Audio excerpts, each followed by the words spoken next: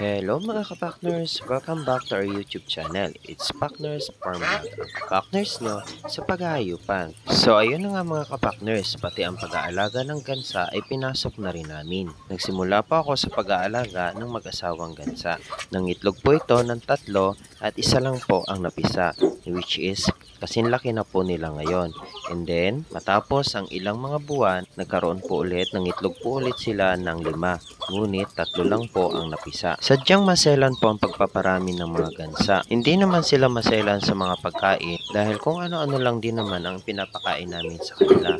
Pero madalas ay yung mais. Yun nga lang mga kapakners, kapag nangingitlog na yung inahing gansa, dapat ito ay lagyan natin ng magandang pangitlogan. Ilayo din po natin ang kanilang pinag-iitlogan sa mga lugar na kung saan ay nababasa ng ulan. Sapagkat kapag nabasa po ng ulan ang kanilang itlog, mas marami yung tsansa na hindi ito mapisa.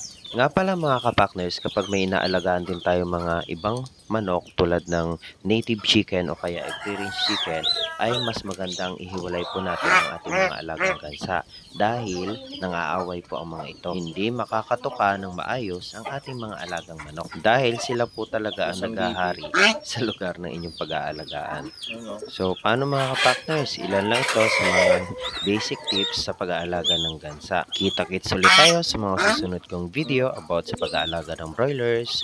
Hanggang sa muli!